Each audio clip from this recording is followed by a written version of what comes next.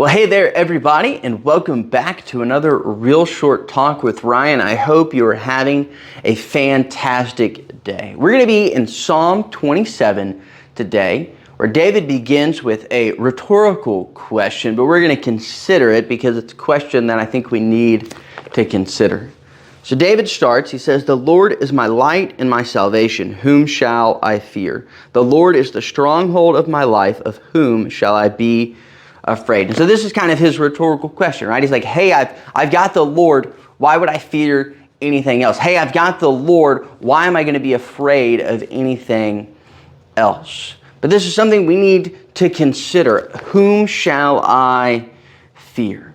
So what's going on in David's life? Why is he asking this question? Why is he considering this? Well, it's the same thing that's going on in any of our lives at any given time. David's facing problems. He is facing the weight of the world. Look at verse 2. He says, "When evildoers assail me to eat up my flesh, my adversaries and foes, it is they who stumble and fall." He says, hey, I've got these people pressing in around me, but why is my confidence in the Lord? Why am I not going to be afraid of these problems? Because I know that the Lord is going to protect me. Right? We are going to face problems in this life. That is a fact that is readily apparent to anybody that's been alive.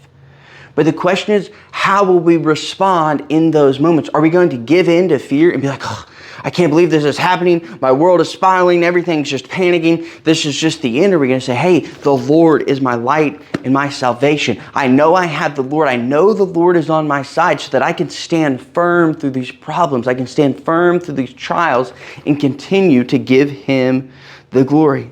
He says it again in verse 3, "Though an army encamp against me, my heart shall not fear. Though war arise against me, yet I will be confident." Why? Because he knows the Lord is on his side. And this is something really key that I want us to see, right? Whom shall I fear? The answer to that is obvious. Fear the Lord. Consider Him properly. Put Him in His proper place. Know that He is above everything and that we bow down to Him and to Him alone. But here's this cool invitation that the Lord gives us.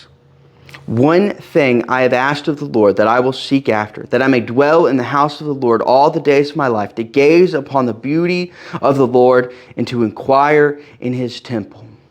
Right? David says, hey, I just want to see the Lord. I just want to be with the Lord. And the Lord gives us that privilege, right? He lets us seek His face. He lets us know that He is near. Right here, O Lord, verse 7, "When I cry aloud, be gracious to me and answer me. You have said, seek my face.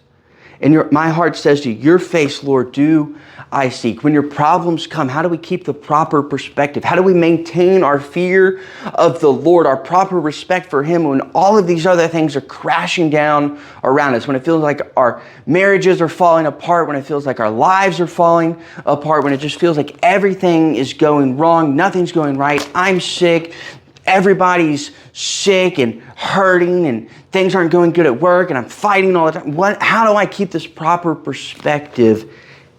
Seek the face of the Lord. Keep looking to Him. Allow His face to drown out all of your problems. That's how you maintain this proper perspective. You look to Him. You don't worry about what's going on around you. You don't concentrate on what's going on around you. You look to Him. You say, Lord, I see what's going on around me, but I know You are bigger than these things. I know You are better than these things. I know You are more capable than these things. So when I choose to trust You, I choose to continue to focus on You. I choose to continue to seek Your face. Whom shall I fear? I pray that your answer is the Lord, and that at all times you will seek the face of the Lord and you will fear Him and Him alone.